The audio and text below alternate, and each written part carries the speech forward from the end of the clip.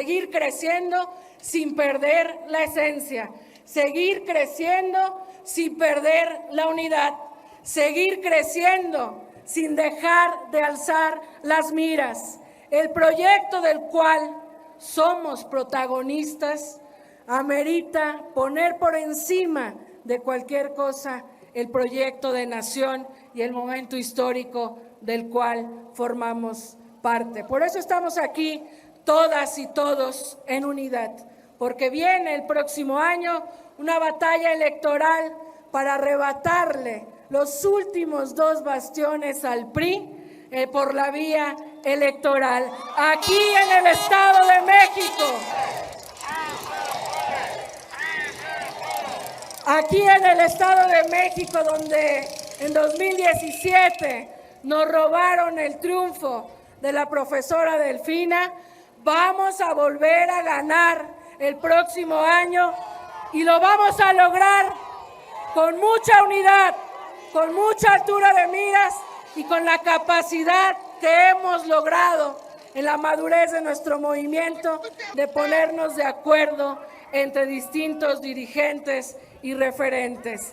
Y en 2024 también la continuidad es una realidad. Vamos en 2024 a estar más organizados, más unidos, más articulados, para que sea quien sea que encabece los trabajos hacia el 2024, el movimiento esté ahí firme, sólido, organizado, cerrando filas. No podemos permitir que nada nos divida. A pesar de tener siempre simpatías distintas por los distintos personajes, candidatas, candidatos, nosotros tenemos que entender que estamos aquí haciendo historia y que la unidad es la clave de nuestro movimiento. Es el mejor momento de Morena después del 2018. Pues ahí están las palabras de Citlali Hernández, a quien le agradezco que se enlace para hablar con nosotros en vivo y en directo. Senadora, te mando un abrazo a la distancia. ¿Cómo te va, Citlali? Igualmente, Vicente, con el gusto de saludarte a ti y al auditorio. Mencionaba más temprano, Citlali, que pues la oposición quería tiro, pues tienen tiro. Y vaya músculo el que ha mostrado en el Estado de México Morena este fin de semana. ¿Está bien planteado? O sea, si realmente va a haber una batalla importante en el 2023 por el Estado de México, que dice Pigmenio Barra es la madre de todas las batallas, y en el 2024 por la grande, pues creo que el mensaje es el correcto. La unidad. ¿Se puede lograr la unidad con las grandes figuras que han sido destapadas rumbo al 2024, Citlali? Sí, yo creo que estamos como lo mencioné ayer, en el mejor momento de Morena después del 2018, Vicente, porque además, fíjate que nos ha ayudado mucho. Yo creo que la oposición nos ayuda más de lo que piensa, porque cuando se extrapolan tan claros 2 proyectos de nación, realmente necesita ser muy tibio o muy sin convicciones para estar en el centro.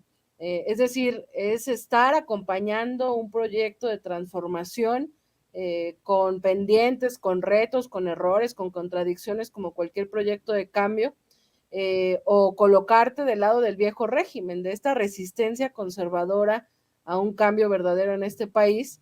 Y desde quienes estamos haciendo política en la pluralidad que existe en Morena, incluso en la diversidad ideológica que existe dentro de Morena, creo que cada vez es más claro, es acompañar la cuarta transformación, acompañar el final del sexenio del presidente Andrés Manuel López Obrador, garantizar la continuidad de este proyecto o regresar al viejo régimen. Y el posible regreso del viejo régimen, esta manera tan burda en la que la oposición ha decidido colocarse, pues implicaría un regreso peor a lo que ya vivimos durante 80, 90 años, con gente como Lili Telles o como ese tipo de personas que están llenas de odio, de desprecio a las mayorías.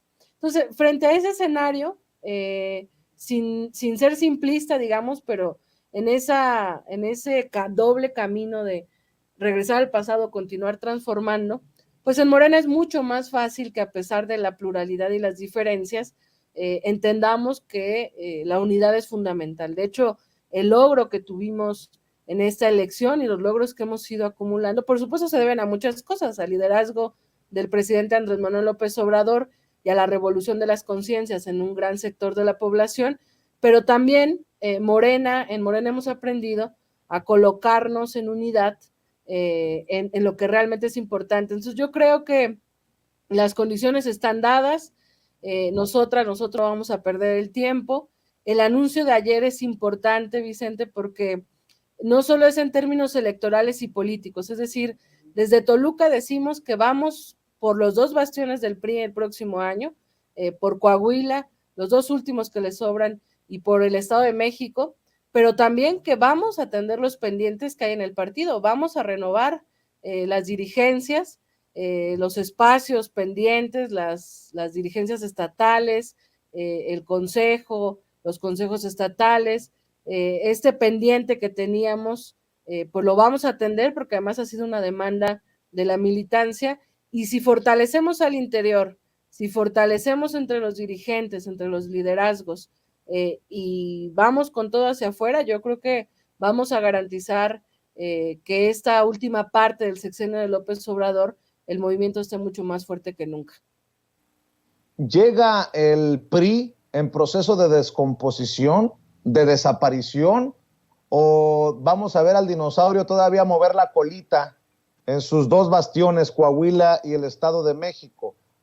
Lo pregunto porque en este 2022 pierden 2 bastiones importantes, Oaxaca y el Estado de Hidalgo, y por goleada.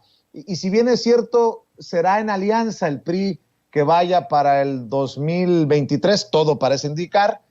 ¿Cómo entiendes la contienda que sí será encarnizada, pero tiene con qué esta alianza hacerle frente a un Morena que dices que llega mejor, en su mejor momento, después de lo que vimos con el tema de Alfredo del Mazo y el cochinero en el que le hacen, yo también lo digo, chanchullo a la maestra Delfina Gómez, Citlali? Sí, mira, yo creo que sin duda va a ser el último coletazo del PRI. O sea, no van a dejar perder tan fácil Coahuila ni el Estado de México, se van a aferrar, como lo hizo el PAN en esta elección, y que jamás se nos olvide, frente a la posibilidad de perder 3 entidades de la República, operaron de la manera más burda, es decir, el PAN demostró ser el nuevo PRI. Operaron con las fiscalías estatales, con policías municipales, estatales, levantando a nuestros compañeros, amenazándolos, generando órdenes de aprehensión sin sustento, comprando votos, inhibiendo votos. Es decir, eso que vimos de los aprendices del PRI en Durango, en Aguascalientes, en Tamaulipas, lo vamos a ver en su máxima expresión, sin duda, en Coahuila y en el Estado de México. Pero por eso nosotros no tenemos tiempo que perder. Nosotros sabemos que si al interior fortalecemos, toca concentrarnos en lo que hemos ido aprendiendo también en esta lucha por la democracia, que es combatir la compra de voto, que sin duda, lamentablemente en el Estado de México es una práctica recurrente, fortalecer la construcción de una estructura que nos permita promover y defender el voto, y avanzar en este convencimiento de que es urgente un cambio en Coahuila y en el Estado de México. No va a ser una batalla fácil, sin duda, pero nosotros vamos a estar, yo creo que preparados como nunca para ello. Y también creo que del otro lado no la tienen tan sencillo, Vicente, porque si van en alianza PRI-PAN, por lo menos, porque el PRD pues ya prácticamente es un fantasma político, si van en alianza el PRI y el PAN, primero tendrán que ponerse de acuerdo en quién encabeza las candidaturas, y seguramente el PRI querrá encabezar tanto en Coahuila como en el Estado de México. Quién sabe si el PAN se va a dejar que el PRI lleve mano en las dos. Luego se van a enfrentar a que, derivado a que nosotros en su momento, hace un par de años, propusimos la ley de paridad, pues son 2 entidades nada más las que van a elección, y se ocupa poner una candidata y un candidato. Y hace más de medio año en Coahuila, el PRI intentó promover una ley local para, digamos, vacunarse frente a esa ley de paridad y promover un candidato hombre. Entonces yo creo que se van a enfrentar a problemáticas internas, nosotros nos vamos a poner de acuerdo antes que ellos, eso nos fortalece, no la tienen tan fácil, y también, a ver, la gente ya está harta de ellos, liberarse de 100 años de priismo en el Estado de México, yo creo que es sin duda motivo de emoción de muchas y de muchos, porque además es mucho el contraste, miras el gobierno, los 25 años de gobierno de la ciudad, de izquierda en la ciudad, y por supuesto la ciudad es otro lugar, a diferencia de los 100 años de gobierno del Estado de México. Entonces, la verdad es que estamos optimistas, nosotros afortunadamente tenemos una militancia muy valiosa, que siempre está activa, sean tiempos electorales o no, y pues del otro lado están todavía en la crisis de si Alito se queda, si Alito se va. Creo yo que por lo menos hay dos corrientes del PRI, una en Coahuila, la del Estado de México, entonces creo que sí, más lo que les diga su jefe Claudio X González a la Alianza Va por México, entonces yo creo que del otro lado están realmente en preocupaciones. Dos cosas para cerrar, si me permite, Citlali. Sí. Ahora están reviviendo, políticamente hablando, a Agustín Carstens, lo están señalando como posible presidenciable desde la oposición. Yo creo que la oposición la tiene más complicada para el 2024 que incluso para Coahuila y el Estado de México. Esa es mi percepción. Es una locura. En momentos en que se resucita a personajes como Francisco Labastida y Roberto Madrazo para entrevistarlos como si fueran referente confiable de esta oposición, y lo digo, ya sabes por qué lo digo, querida Citlali, pues del mismo nivel que hablar de un Agustín Carstens para que se mueva su nombre en momentos en que la oposición no tiene con qué. Y lo comparo, por ejemplo, con las ovaciones a Marcelo, a Claudia y a Dan Augusto, solo por mencionar tres nombres ayer en el Estado de México, Citlali. Sí, pues mira, yo creo que no están entendiendo nada. Es decir, yo sostengo, y lo digo como mexicana, que desde el 2018 todos los partidos entraron en una crisis interna, que obliga, porque hubo una ruptura con el viejo régimen, hubo un llamado social, cívico y pacífico y electoral a detener una manera de hacer gobierno, una manera de hacer política, fundamentalmente expresada esa manera de hacer política vieja por el PREAN. Y todos los partidos, después de este despertar de conciencias, entraron en una crisis interna. En Morena, por lo nuevo que éramos y por el paquetote que nos echamos encima de ser mayoría y demás, y que yo hoy te puedo decir que es, como lo he dicho, es nuestro mejor momento, pero sabemos que una de las demandas internas y externas hacia Morena es no convertirnos en lo que hemos criticado, es no replicar las viejas prácticas políticas, no caer en un pragmatismo electoral y electorero, etcétera. Pero el PRI y el PAN no han entendido nada, Vicente, porque si están tratando de buscar a los responsables de las decisiones pasadas que han llevado al país a como está, y que estamos en una etapa de reconstrucción, de renovación, de regeneración nacional, pues recurrir al pasado es como muy tonto, ¿no? Yo a veces creo que además le pagan millones de pesos a asesores y a consultoras que como no están entendiendo la realidad política mexicana, siguen aferrados a las viejas figuras, al discurso de odio, han dicho que van a votar en contra de las reformas constitucionales que promueva el presidente, es decir, votar en contra de avances democráticos, votar en contra de que la Guardia Nacional se fortalezca frente a un país donde la seguridad sin duda tiene grandes retos. Es que no han entendido nada y por supuesto sin falsos triunfalismos,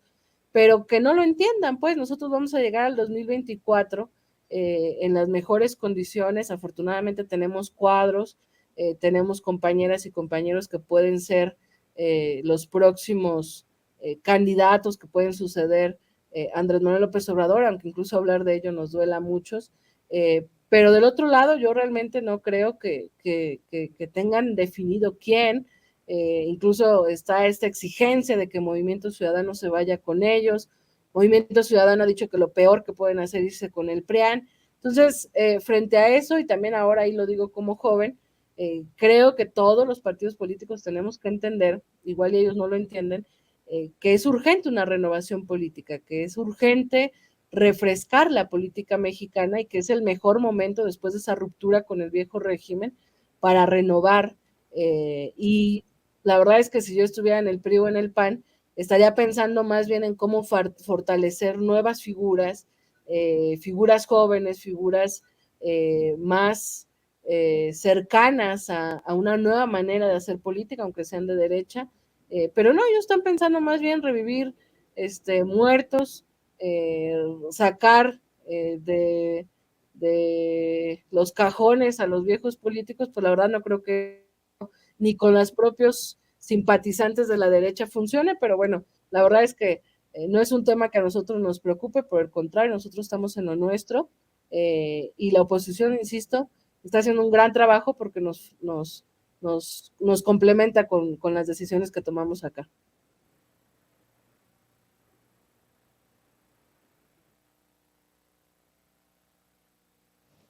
Querida Citlali, perdón, se me olvidó activar el micrófono, les ofrezco una disculpa, a veces peca uno de con estos errores.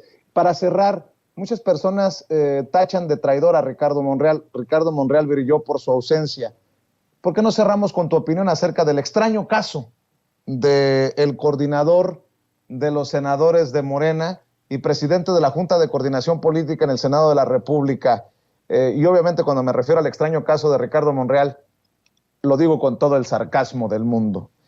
Citlali, hablaban de unidad ayer, Ricardo Monreal no estuvo. Bueno, el senador Ricardo Monreal fue invitado, a mí me parece, realmente no lo entiendo, yo creo que es un político inteligente, no sé qué cálculos esté haciendo, creo que más allá de los adjetivos, sí creo que hay una opinión por parte de la militancia hacia él, porque contradice de repente lo que se plantea desde el partido y fundamentalmente a veces incluso lo que dice el presidente, y eso, bueno, pues a la militancia no le gusta, la militancia simpatiza fundamentalmente con Andrés Manuel López Obrador más que con algún dirigente, y yo más bien haría un llamado al senador Monreal a que piense dos veces el momento político, el momento histórico, el momento social que estamos viviendo. Insisto, hay dos proyectos de nación, puede haber errores, puede haber contradicciones, puede haber muchas cosas, pero estamos transformando este país, no estamos en una lucha electoral o electorera, estamos transformando este país y en ese sentido sus capacidades políticas, sus habilidades, sin duda han aportado durante mucho tiempo al movimiento, y creo yo que tendría que pensar dos o tres veces cuál quiere que sea su papel político histórico en este momento. Yo la verdad a veces no lo entiendo, yo insisto, creo que es una persona inteligente, un político hábil, pero ha decidido colocarse fuera de esta fuerza que va avanzando en el diálogo, en la unidad, en el acompañamiento al presidente, en el fortalecimiento del proyecto, y yo espero que rectifique, y bueno, también creo que cada una y cada uno de nosotros decidimos dónde queremos colocarnos, cómo queremos apoyar al proyecto de transformación, y también hay que decirlo, en la revolución de conciencias que vivimos, nos va a perseguir siempre el juicio ciudadano, cada vez más consciente, y bueno, pues el senador estuvo invitado, lamentablemente no estuvo presente, creo que de haber estado presente habría sido todavía un mayor mensaje de unidad, pero bueno, el propio Andrés Manuel López Obrador siempre nos lo ha dicho, hay mucho pueblo, y el pueblo es mucho más que cualquier dirigente, y mientras el pueblo siga consciente y organizado, pues ninguno de nosotros somos imprescindibles. Creo que esta revolución pacífica y de conciencia ya no tiene vuelta atrás, con o sin nosotros, y por eso la tirada más fuerte de Morena es que el pueblo esté en la toma de decisiones. Y eso es, digamos, la fortaleza del presente inmediato y del futuro. Y por eso esta grandeza también de Andrés Manuel López Obrador de decir, yo me voy en 2 años. Nos duele mucho que él se vaya a retirar de la vida pública, pero creo que es una decisión profundamente democrática de que el proyecto y este momento tan importante no dependa solo de una persona, sino fundamentalmente de la mayoría del colectivo organizado. Y en ese sentido, pues yo creo que todas y todos tenemos que aterrizarnos muy bien con los pies en la tierra, quizás dejar nuestras posiciones más personales de lado y concentrarnos en un momento tan importante del cual nos enorgullece formar parte, que es la transformación política de este país. Y yo espero que el senador siga aportando al proyecto con mucha más, pues con mucha más visión colectiva que personal. Pero bueno, cada quien es responsable de sus propios actos. Querida Citlali, te mando un abrazo y te agradezco mucho que hayas hecho posible este enlace. Gracias por tu paciencia, gracias por tu generosidad y estamos al pendiente. Espero que muy pronto regrese, secretaria, a este espacio para seguir hablando sin pelos en la lengua, sin censura, porque ahora sí que hay mucha carnita que desmenuzar para nuestras audiencias. Por lo pronto, agradecido, Citlali. No, al contrario, Vicente, siempre un gusto y aquí seguimos a la orden. Un abrazo. Gracias, es Citlali Hernández, senadora Citlali Hernández, secretaria general de Morena, hablando con nosotros sin censura.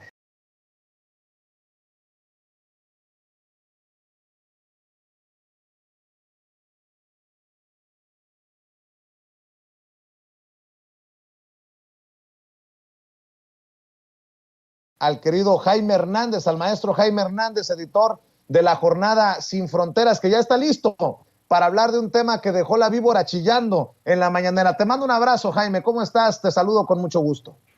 Querido Vicente, muy buenos días, aquí listo para lo que tú me digas. Oiga, maestro, ya sabe que usted lo respeto y lo admiro. ¿Está bien lo que estamos haciendo o lo hacemos de otra manera? ¿Nos regresamos? ¿Qué dice usted, maestro? No, yo creo que están en lo correcto. Yo creo que en este caso el medio tiene que concederle el beneficio de la duda a ambas partes, pero hasta que no se demuestre cuál de las dos partes, se tiene que mantener en lo difundido, porque si no se actúa así, querido Vicente, como dicen, por un quítame estas pajas, cualquiera puede enviarte una carta y pedirte que retires una información que sin censura no ha contrastado lo suficiente hasta este momento. Esto es el pan de todos los días en los grandes medios y yo creo que yo desde siempre he aprendido, querido Vicente, que a uno no deben de caerse los anillos en caso de que uno se haya equivocado. Se ofrecen disculpas, señores, nuestro error, no contrastamos bien la información o en caso contrario nos mantenemos porque hemos checado la información y nos mantenemos porque es verídica, ¿no? Y además yo creo que es mejor despejar las dudas, ¿sabes? Porque cuando se quedan dudas, al final unos van a decir, no, pues sin censura se arrugó por una presión, pero hay que tener en cuenta, aquí no se trata de arrugarse o no arrugarse, de lo que se trata es de tener estándares éticos y profesionalismo que siempre aconsejan eso. Hay que contrastar la información, hay que recabar la opinión de las dos partes y tomar una decisión editorial inmediatamente. Así es. Oye, mi querido Jaime, precisamente sobre dos comunicadores, hoy el presidente Andrés Manuel López Obrador hizo una referencia mientras literalmente se burlaba brutalmente de Ricardo Anaya, de Riquín Profugín. Rescáteme esas declaraciones del presidente, Ceci, para que nos dé pauta para dialogar, para conversar el querido Jaime Hernández, el maestro Jaime Hernández y su servidor. ¿Qué fue lo que dijo el presidente sobre Ricardo Anaya que lo lleva a darle con todo nuevamente a Carmen Aristegui y dejar con un raspón a Pedro Ferriz de Con? ¿No se acuerdan que había un candidato del bloque conservador que decía que para qué construíamos refinerías si el futuro era de los carros eléctricos. ¿No tendrá por ahí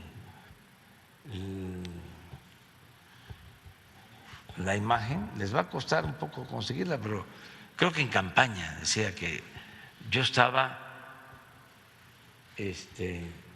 atrasado, que era un anacronismo, que me había yo quedado en el almanaque, porque ya no era el tiempo de la refinación del petróleo, porque ya todo iba a ser eléctrico. Pero no solo fue aquí, fue mundial. Y ahora, por eso, los precios elevados a partir de que se desata la guerra de Rusia con Ucrania. Desde luego que hay que seguir avanzando en la transición energética, pero son procesos que llevan tiempo.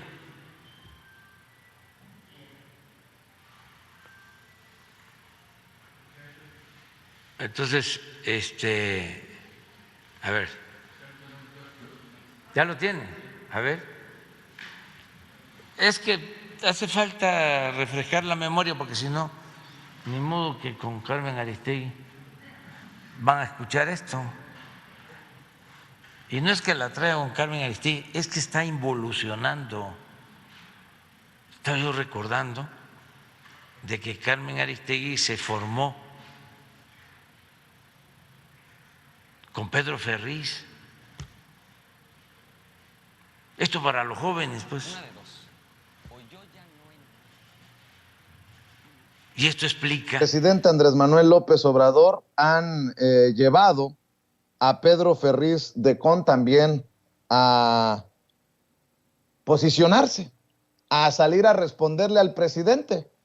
No sé si Carmen ya lo hizo, le soy sincero, no lo he revisado, pero el que sí salió a contestarle al presidente fue Pedro Ferriz de Con. Dice, si involucionar es sinónimo de no estar de acuerdo con esta escoria, vale, arrieros somos y en el camino andamos. Pues pinche dictadura en el que un periodista puede llamarle escoria al presidente de la República y lo hace en total libertad. Y cuando se hace en total libertad también hay que asumir la responsabilidad hacia las audiencias, porque al final las audiencias son las que pasan la factura, no el presidente. Pero al final, insisto, esas son mis opiniones y son punto y aparte. Escucho tus opiniones también, querido Jaime Hernández.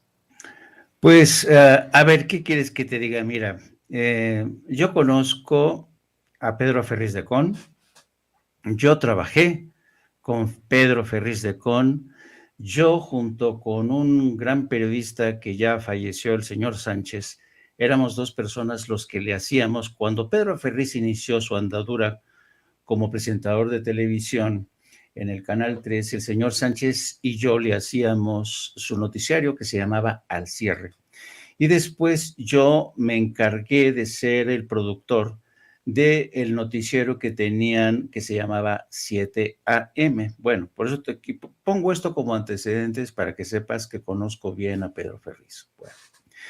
Pero, ¿qué es lo interesante de todo esto? Lo interesante de todo esto es de dónde viene Pedro Ferriz como comunicador. Tú sabes que Pedro Ferriz de Con le regalaron el puesto como presentador al Canal 13, en aquel entonces el Canal 13, porque su padre, don Pedro Ferriz, era íntimo amigo de Margarita López Portillo. Eran íntimos, se llamaban de piquete de ombligo. Y te acordarás que don Pedro Ferriz fue designado director de Notimex en aquel entonces, y me acuerdo que don Pedro Ferriz tenía en su oficina, en el penthouse de Notimex, estaba lleno de telescopios donde se la pasaba observando al espacio en busca de extraterrestres, porque ya sabes que el padre de Pedro Ferriz de Con creía que había extraterrestres, se la pasaba oteando el espacio, ¿no? Bueno, entonces, gracias a esa relación de Pedro Ferriz de Con, de su padre con Margarita, es que entonces le dan el empujón y coinciden en el tiempo Joaquín López Dóriga con el programa noticioso que se llamaba 7 días y el último informativo que cerraba digamos, la jornada informativa con el cierre. Y en fin, tuvo relativamente éxito porque en aquel entonces Pedro Ferriz de Con era un comunicador, él no tenía formación de periodista, nunca la ha tenido. Y sus grandes preocupaciones, porque Pedro Ferriz de Con siempre fue un junior. Entonces yo me acuerdo que entre las grandes preocupaciones de Pedro Ferriz de Con él tenía un Jaguar, precioso, un Jaguar que tenía un motor muy pesado, y cuando llegaba y platicaba, pues platicaba de cosas. Pedro siempre ha sido un frívolo, y entonces platicaba que tenía que mover de posición su Jaguar para que el motor, que pesaba mucho, pues no jodiera ¿cómo se llama? Los amortiguadores del automóvil. Esas eran las preocupaciones de Pedro Ferriz. Y tenía una relación, digamos, tensa de amistad con Joaquín López Dóriga. Tú sabes que Joaquín López Dóriga era el niño consentido de José López Portillo, le decía el güero. Pero estamos hablando, querido Vicente, de una época en que los cargos, como en el caso específico de Pedro Ferriz, se adquirían por casi derechos dinásticos. Mi papi es don Pedro Ferriz, así es que no me importa, yo aquí voy a tener mi noticiario, pero con el tiempo y con esta cultura, ¿sabes?, de que se hacen presentadores, se convierten en estrellas gracias a los derechos dinásticos de sus papis, de repente, pues Pedro Ferriz empezó a encontrarle gusto a este tema de convertirse en comunicador y sobre todo gusto por el dinero que le dejaba todo esto. Con el tiempo, pues esto creó una escuela bastante limitada en términos periodísticos, de mente muy estrecha, de gente que solamente vive apalancada a la silla y al micrófono, jamás sale de estar frente a las cámaras, y creen que esto los convierte en periodistas. Y durante todo este proceso se convirtieron en correas de transmisión del poder, y su amo y señor eran los partidos en el poder, ¿no? ¿Con quién compadreaban y todo este rollo? Entonces, este tipo de escuela es de la que abrevó Carmen Arístegui. Carmen Arístegui, mucho más astuta, mucho más hábil con el manejo de los medios, pero también heredó esta escuela que busca primero, piensa mucho en los ratings, no se preocupa demasiado, porque yo me acuerdo desde que surgió el programa de Carmen Arístegui, su gran oferta era el periodismo de investigación, que yo no sé de dónde surgió, porque el periodismo de investigación ya le llaman a cualquier cosa, a meterse a investigar en internet cosas, eso ya es periodismo de investigación. Periodismo de investigación es el que hace, por ejemplo, Ricardo Sevilla. Con todos mis respetos para Ricardo Sevilla, que se hace un buen periodismo de investigación. Entonces, pero Carmen Arístegui nunca ha sido periodista de investigación. Sí iba chupando llanta de otras investigaciones que hacían otros periodistas y se sumaba, iba chupando llanta. Y entonces Carmen Arístegui fue, digamos que perfeccionando este modelo de periodismo de cápsula, ¿no?, de cabina, que no conecta con la realidad. No es, por ejemplo, un loquillo como Vicente Serrano, que luego se anda corriendo por aquí, corriendo por allá, recogiendo entrevistas, testimonios, viajando por aquí, viajando por allá. Como le dicen en España, Vicente Serrano es un culo de mal asiento. Nunca está fijo en un lado, sino siempre anda buscando voces, testimonios, historias. Carmen Arístegui no es así. Carmen Arístegui es una persona que permanece en su asiento, le gusta codearse con el poder, le gusta mucho saberse poderosa, le gusta mucho entrar en este tema de relaciones públicas para ir adquiriendo premios, porque consideran que los premios son muy importantes. Yo no creo en los premios, querido Vicente, nunca he creído en los premios, pero hay gente que forja su fama a partir de los premios periodísticos, que me dieron un premio en Estados Unidos, que me dieron un premio en Alemania. Sí, pero ¿de qué te sirven esos premios si al final del día sigues desconectada con la realidad? Sigues formando parte de la agenda no tuya, no del pueblo, no de los ciudadanos, sino de otros intereses. Entonces, cuando el presidente dijo que Carmen Aristegui estaba evolucionando, yo lo entendí así, porque Carmen Aristegui, en lugar de abrir este espectro de cobertura, de conectar más con la realidad, la vemos entrevistando a Enrique Labastida, Roberto Madrazo, haciéndose eco de las investigaciones de latinos para poner en tela de juicio la honorabilidad del presidente y de su familia. En fin, eso es involución. ¿Por qué? Porque eso es periodismo clientelar, querido Vicente. Así es que yo sé que a Carmen, evidentemente, esta crítica del presidente y quizá de nosotros, pues no le caiga muy bien. Pero yo creo que esto viene con el terreno. Una vez que te posicionas como un periodista importante, influyente, tienes que estar abierto a la crítica de tus colegas, ¿no? Del poder político.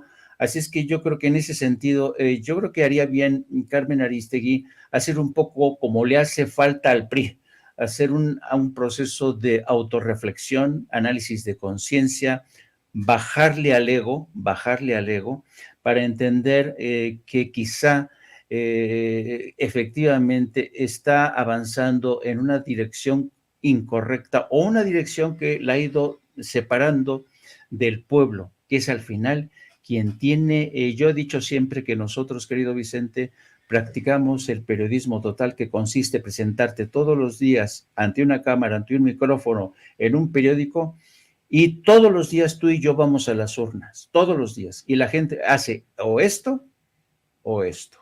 Y a Carmen Aristegui no le ha ido muy bien últimamente, así es que yo creo que necesita de hacer realmente un análisis introspectivo o de autocrítica, como lo quieres llamar. Pues fíjate que no es único el caso de Carmen Aristegui, y tal vez por lo que significó para muchas personas la lucha de Carmen Aristegui contra la censura en tiempos de Calderón y en tiempos de Peña Nieto, ¿no? Mucha gente de la audiencia la apoyó, marchó, protestó contra los actos autoritarios de Felipe Calderón y de Enrique Peña Nieto. Pero, por ejemplo, ahí te va otro caso. Sergio Sarmiento. Sergio Sarmiento, que se ha convertido en el vocero, o ha sido siempre, no lo sé, ya tú me lo dirás, el vocero de los intereses empresariales, por ejemplo, de Ricardo Salinas Pliego, escribe, desde ayer he estado escribiendo tweets que me resultan interesantes para el análisis. Escribió ayer, por ejemplo, un periodista que dice que todo es bueno o uno que dice que todo es malo no es periodista, es propagandista. Ah, cabrón. ¿Y de cuándo acá Sergio Sarmiento es periodista o tiene las bases para opinar sobre el periodismo, ¿no? Pero es lo que dice Sergio Sarmiento. Creo que se proyectó, estaba hablándole al espejo y lo escribió en Twitter. Un periodista que dice que todo es bueno o uno que dice que todo es malo no es periodista, es propagandista. Eso por un lado. Después, ayer también subió una fotografía de Mario Delgado y Claudia Sheinbaum y de fondo el Zócalo a reventar en el concierto de Silvio Rodríguez. Ahí estuve yo. Ahí también me tocó ver a Demián Duarte del Sonora Power. Y a muchas personas más, miles de personas, creo que 100,000 personas. Y escribe Sergio Sarmiento, ¿ya acabó la pandemia? Fíjese, traicionando incluso lo que dijo acá en otro tuit. ¿Ya acabó la pandemia? Esa es la pregunta con la que titula esta foto. Pues no vi a Sergio Sarmiento preguntándole lo mismo, que si ya se acabó la pandemia, al Truco Verástegui haciendo campaña en Tamaulipas, a los candidatos y candidatas de la alianza putrefacta de Claudio X González en el pasado proceso, solo por mencionar un ejemplo, ¿no? Solo por mencionar un ejemplo. Y ya el colmo de los colmos, lo que leí hoy, fíjese nada más, en relación a lo que anuncia el presidente Andrés Manuel López Obrador. Dice, el gobierno ha anunciado un plan para rescatar a la empresa Altán Redes de Internet a un costo de unos 350 millones de dólares. El presidente ha olvidado que prometió no rescatar a empresas privadas.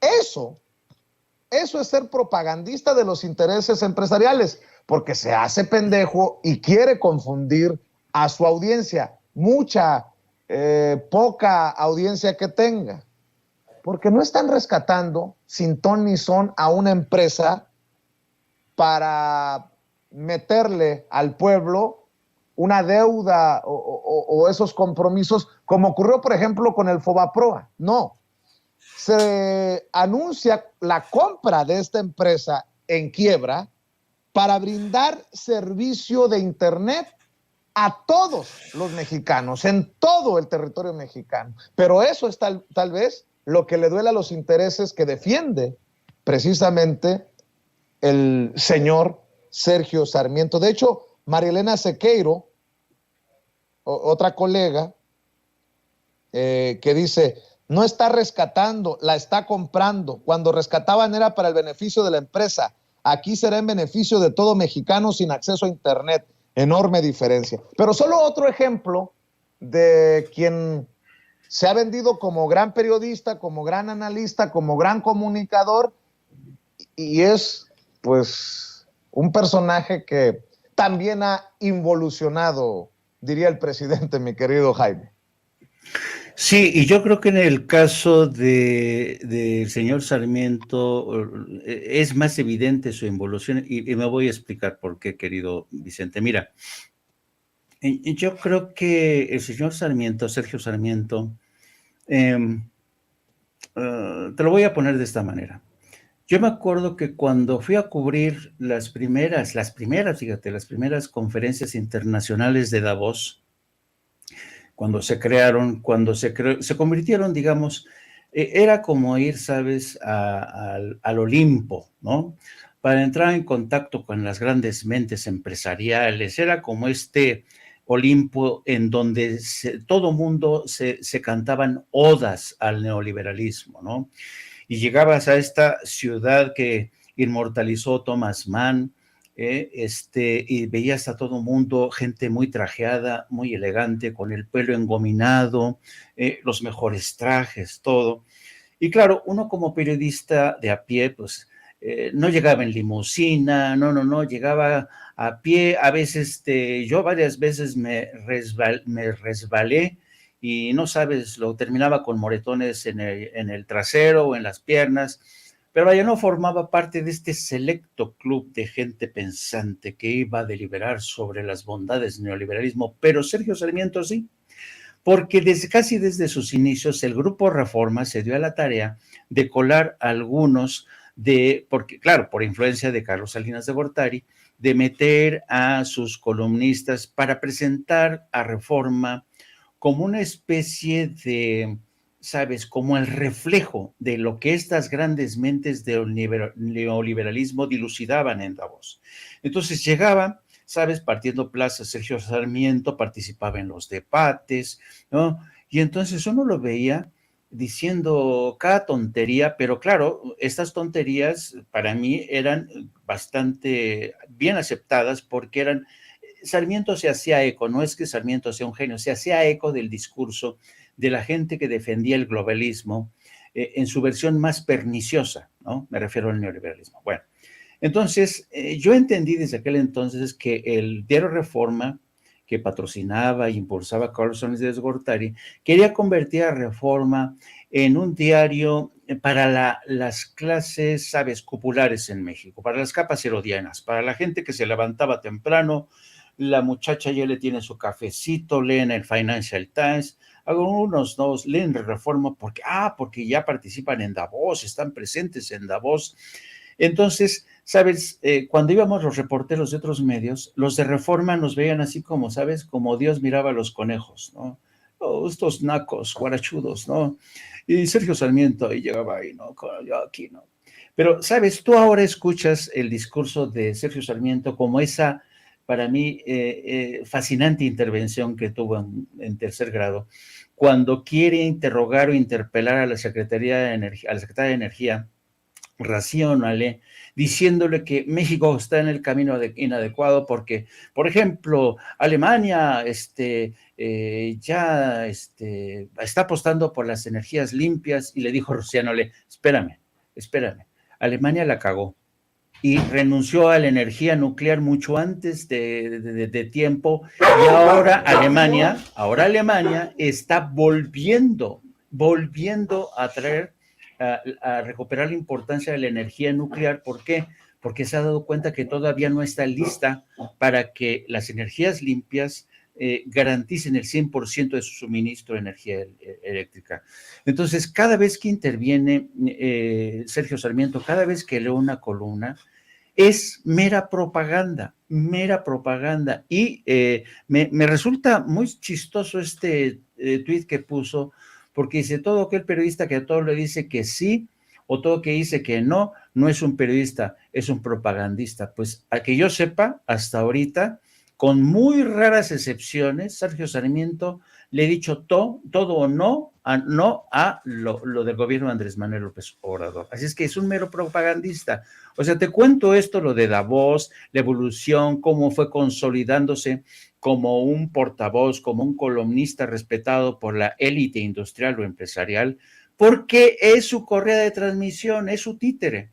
Entonces, yo creo que sí, evidentemente no le va a gustar esta crítica a Sergio Sarmiento, pero qué sé yo soy un periodista tan viejo y hablo ya sin filtro, querido Vicente, que conozco mucho el historial de mucha gente. Así es que no se vengan a dar baños, ¿no?, de pureza, ¿no? Le ha dicho sí al presidente. De las últimas veces que le he dicho Sergio Sarmiento sí al presidente es dándole la razón, porque el presidente pidió que asistieran todos a la Cumbre de las Américas, pero hasta ahí ha llegado, hasta ahí ha llegado en el terreno de darle el apoyo, porque en todo lo demás, sobre todo tratándose de economía, comunicaciones, petróleo, energía eléctrica, todo es no. ¿Por qué? Porque responde precisamente a esos intereses. Espero que esto haya respondido tu pregunta, querido Vicente. Pues definitivamente nos deja mucha carnita para seguir hablando de estos temas y, ¿por qué no?, de estos personajes. Claro, mi querido Jaime Hernández, maestro Jaime Hernández, ¿por qué no cerramos invitando a la gente, a las más de 21,000 personas que están conectadas en nuestros canales de YouTube y otras tantas en Facebook? Somos casi 25,000 personas en esta transmisión en vivo y en directo desde diferentes trincheras, a que también se sumen a tu canal de YouTube, porque no es apto para cínicos, porque se está haciendo un gran esfuerzo, mi querido Jaime, desde tu trinchera independiente, para que te sigan también en Twitter y obviamente para que estén al pendiente de lo que se publica en el gran periódico La Jornada, sobre todo en La Jornada Sin Fronteras. Querido Jaime, cerremos con eso. ¿A poco 21,000 gentes, en serio? Más, 21,000 solo en los 3 canales de YouTube, más lo que está sumando nuestra página oficial de Facebook, Noticiero Sin Censura. Somos casi 25,000, mi querido Jaime. Wow. Gracias a Dios. Oye, entonces, y gracias a esta audiencia diferente e inteligente. Oye, entonces ya puedo dar autógrafos. No, hasta que te pongas la nariz tipo Tom Cruise. Ay, querido Vicente, si no fuera por estos momentos. Oye, mira, gracias por tu enorme generosidad a ti y a tu gran equipo, de verdad, de Sin Censura. Son muy chingones, la verdad, ¿por qué no decirlo? Les pido que también, que voy avanzando poco a poco, modestamente, me apoyen, apúntense a No Apto para Cínicos. Transmitimos todos los días a partir de las 14 horas y hasta las 15:30, 16 horas a veces. Y también les pido que nos sigan a través de nuestra cuenta de redes sociales en @JaimeJourno, y también les pido que lean, por favor, la sección de La Jornada Sin Fronteras del gran periódico de La Jornada. Si me permites, Vicente, hoy llevamos en La Jornada Sin Fronteras un reporte muy interesante que pasó casi desapercibido en la Cumbre de las Américas. Es un programa que se llama Operación Sting. Son operaciones encubiertas que va a desarrollar, que ya está desarrollando Estados Unidos en todo el hemisferio.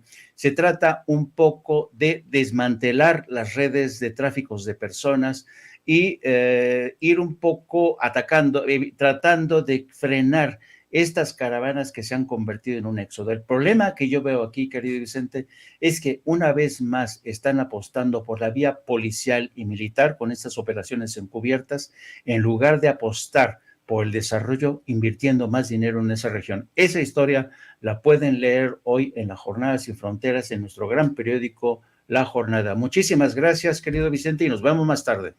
Claro que sí, te mando un abrazo, nos vemos en Sin Censura Nocturno, querido Jaime Hernández, y primero en No Apto para Cínicos, el canal del maestro Jaime Hernández.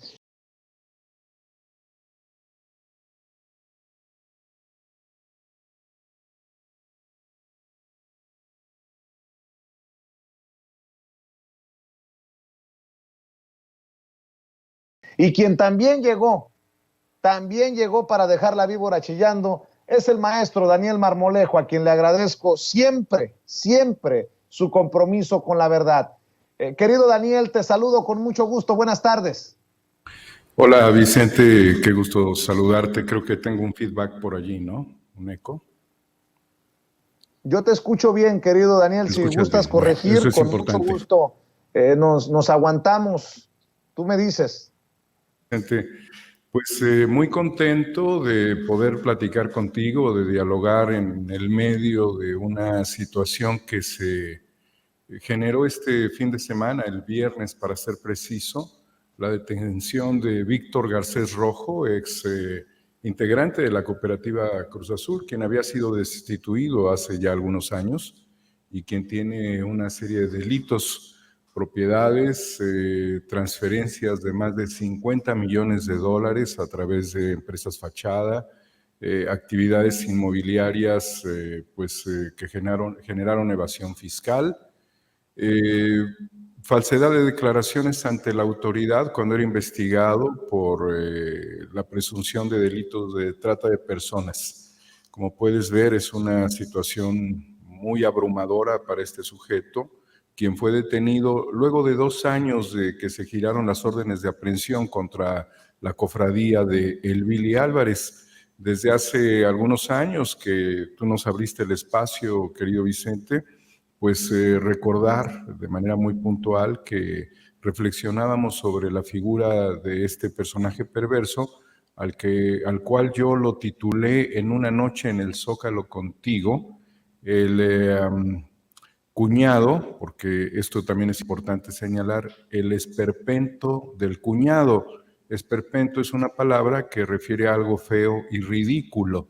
Este sujeto, un prepotente, un enemigo del cooperativismo internacional y desde luego de la cooperativa Cruz Azul, un defraudador, se encargaba, Vicente, de litigar entre los conflictos entre los hermanos Alfredo y Guillermo Álvarez Cuevas. De esa manera se lavaban ellos mismos sus propios fraudes. Es decir que si quisiéramos utilizar una figura retórica para hablar de Víctor Garcés, era el lavador de fraudes de los hermanos Álvarez, ambos sus cuñados, con lo cual, como una persona no puede ser enjuiciada 2 veces por el mismo delito, pues quedaba todo resuelto. Entonces, cuando ellos sabían que robaban, cuando ellos sabían que generaban un fraude a la cooperativa, entraba este personaje miniatura de estatura para, pues obviamente, comprar autoridades, porque hay que decirlo muy claro. Nunca fueron litigantes, ni él, que en su juventud fue ministerio público, eran corruptores. Hay una gran diferencia entre un litigante y un corruptor. Y estos con abogados que también eran corruptores y no litigantes, realizaban sus esquemas de lavarse la cara, sacudirse el saco y seguir robando, porque después de salir de una, se metían en otra. Los delitos que se le imputan son muchísimos, querido Vicente. No quisiera yo perderme, pues, comentarlos contigo. Mira, fue denunciado ante la Subprocuraduría Especializada de Investigación de Delincuencia Organizada, la CEIDO, por los presuntos delitos de enriquecimiento ilícito, lavado de dinero, evasión fiscal y trata de personas. Se le solía o se le suele llamar en el ámbito popular trata de blancas. Y esto es porque había una red de aproximadamente 50 personas, muchas de ellas extranjeras, a las que estarían obligando a prostituirse. Y bueno, y además del lavado de dinero, y que también es uno de los delitos que se les persiguen a nivel federal, y delincuencia organizada. Comentarte que Víctor Garcés cumplió 82 años siendo detenido. Su celebración fue su detención en Polanco y posteriormente llevado ante un juez de control, quien decidió que había que recluirlo en el reclusorio norte para que en un mes se le dicte sentencia. Por toda la suma de delitos, Vicente, este hombre pudiera morir en prisión.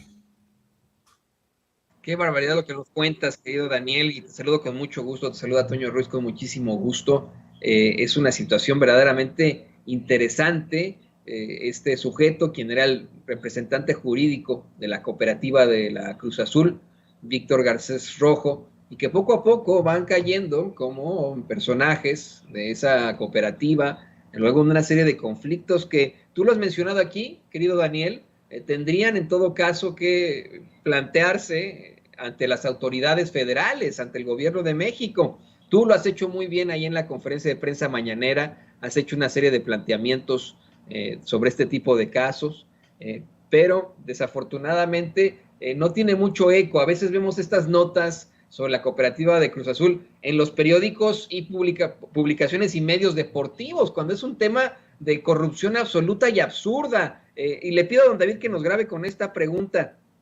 ¿Qué otra repercusión viene, querido Daniel Marmolejo? Es más, ya tienen ahora el representante jurídico de la cooperativa de la Cruz Azul, a Víctor Garcés Rojo.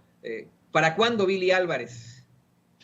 Mira, qué importante es tu señalamiento, Toño. Te abrazo con mucho cariño y bueno, agradezco este espacio reflexivo porque llevamos pues prácticamente 3 años abonando en la reflexión y en las denuncias a esta causa. Recordarás que hace aproximadamente un mes, ante un hecho lamentable en el estado de Hidalgo, que pues se veía venir una desgracia y que las autoridades del estado de Hidalgo no estaban haciendo nada para recobrar la planta cementera y sucedió una tragedia. Pregunté al subsecretario de Seguridad Pública, Mejía Verdeja, respecto a Billy Álvarez, quien estaría prófugo de la justicia desde hace 2 años con ficha roja de Interpol. A las 4 horas de que yo me pronuncié en la mañanera, apareció un video de él donde se presenta diciendo que iba pues a dar una serie de informaciones sobre su tema, que en la circunstancia en la que se encontraba no había podido hacerlo. ¿Cuándo va a aparecer Billy? Cuando se deje de operar la planta de Cruz Azul en Hidalgo por el grupo que la detenta, que son aliados de Billy, porque desde allí también están mediante operaciones fraudulentas y mediante pues cargos falsos y mediante administración fraudulenta, insistiría en este caso, lavando dinero y enriqueciéndose a través de esta planta que le correspondería el control a los consejos de administración y vigilancia legales y legítimos. Es decir, Billy Álvarez va a aparecer cuando deje de haber dinero, grandes flujos de dinero que estarían circulando para él, como circulaba este mismo dinero igualmente para Garcés, porque es el mismo grupo, y para otros personajes. Entonces se tendrían que cumplimentar más de 30 órdenes de aprehensión. Lo que estamos viendo, aunque se señala que fueron 50 millones de dólares, lo que en el caso del sujeto que fue detenido, Víctor N., exdirector jurídico y que también fue dado de baja de la cooperativa, fue expulsado, ¿sí? En el caso de Billy, estamos hablando de un fraude de 7 veces la estafa maestra a través de fideicomisos, de operaciones a través también de empresas offshore en paraísos fiscales. Santiago Nieto, cuando fue director de la Unidad de Inteligencia Financiera, logró encontrar una ruta de 1.300 millones de pesos que salieron de la cooperativa a cuentas de Billy en el extranjero y hasta un alias que se llamaba igual que Billy, el Billy, Guillermo Héctor Álvarez Cuevas, como de 30 años de edad. Todo esto con la participación de la DEA. Entonces, ciertamente es lamentable que los medios de información tradicionales no le estén dando seguimiento a un hecho tan importante, porque en el año 2006 el presidente Andrés Manuel López Obrador, cuando luchaba por la democracia y por los resultados de la elección que fue robada también por Felipe Calderón, señaló cuántos criminales de cuello blanco están en la cárcel. Entonces hemos visto, querido Toño, un letargo, una dilación en la acción de la justicia en lo que se refiere a captura, detenciones de criminales, algunos con delitos que estarían en el fuero federal y otros que estarían en los locales, y que no vemos que las procuradurías estén actuando para su detención. En muchos estados del país, las procuradurías o las fiscalías se volvieron reductos de protección de criminales con órdenes de aprehensión porque no se están haciendo los trabajos de inteligencia. Aquí en la Ciudad de México se logró detener a este sujeto porque lo encontraron en Polanco, lo que significa que Víctor N. era un personaje que se movía tranquilamente, porque además no fue solo, iba con un chofer, por todos los lugares a donde él quisiera en absoluta impunidad. Esto es muy grave. Afortunadamente, querido Toño, fue la Policía de Investigación quien realizó su detención. Y señalarte también que mientras él estaría prácticamente declarando y esperando la resolución del juez sobre su libertad o no, y aquí se aplicó la medida cautelar de llevarlo al penal, en este caso al reclusorio, estaría ubicada también la Fiscalía e Interpol para su detención. Es decir, si queremos saber el paradero de Billy Álvarez, muy seguramente Víctor Garcés Rojo sabe dónde está. Claro, y es importantísimo que todos estos hombres pertenecientes a esa cooperativa con una larga cola enfrenten las consecuencias de una vez por todas. Te digo, yo me quedé anonadado de no ver este caso, más que en los medios de comunicación deportivos. Es verdaderamente lamentable, no lo vi a lo mejor y sí, me voy a equivocar, Dani, pero a lo mejor lo sacaron ahí en Proceso, en el Universal. Yo no lo vi, así que pues bueno, ni hablar.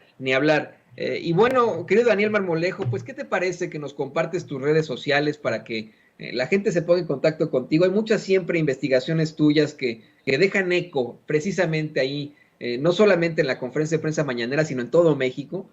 Creo que estás dejando un muy buen nombre para tu futuro, para la historia, querido Daniel Marmolejo, y la gente con la que siempre eres muy amable, a la que siempre respondes. Bueno, quieres saber de tus redes sociales, dónde te pueden ver, en qué otras plataformas te pueden contactar.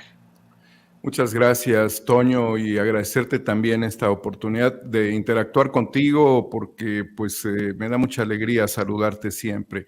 Estamos en 4A República, Cuarta República con el número 4, de manera permanente a través de nuestros distintos programas, siempre y cuando la seguridad nos lo permita, porque aunque esto no se replique como debiera ser replicado con la fuerza que tiene este tipo de informaciones, la realidad es de que son personajes altamente peligrosos, muy peligrosos, con una capacidad de corrupción tremenda. Imagínate nada más, ¿no? Tener el secuestro de 50 mujeres, y tener actividades de proxeneta, te habla no solamente del poder corruptor desde el dinero, sino que con esos dineros, ¿qué hacían? Todavía la trata de personas. Es impresionante que hayan detenido a un sujeto además retórico y socarrón como lo ha sido y que además obviamente estaba vinculado también en el tema del fútbol.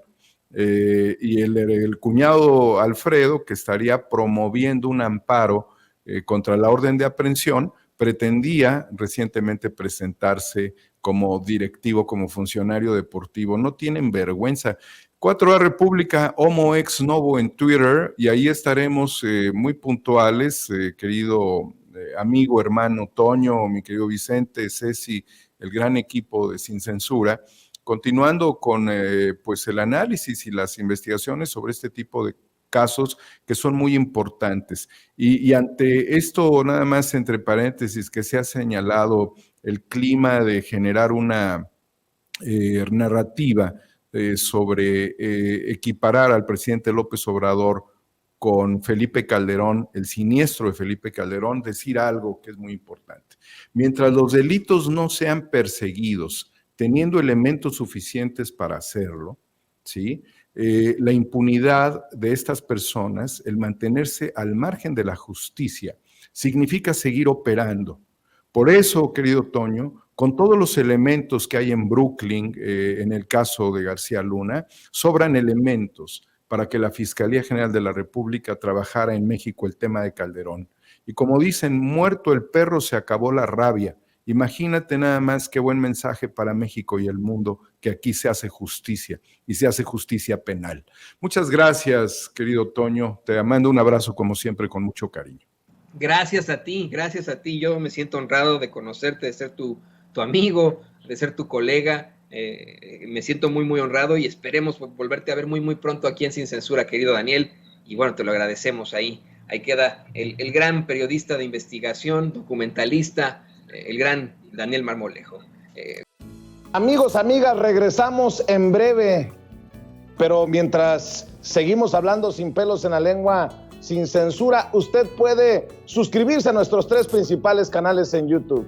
Sin Censura Media, en donde tenemos más de 1.600.000 suscriptores, Sin Censura TV, en donde tenemos más de 1 millón de suscriptores, y en Sin Censura Presenta, en donde queremos llegar muy pronto a los 100,000 suscriptores. Si usted ya está inscrito en Sin Censura Media, suscríbase en Sin Censura TV. Si ya está suscrito en Sin Censura TV y Sin Censura Media, suscríbase a Sin Censura Presenta.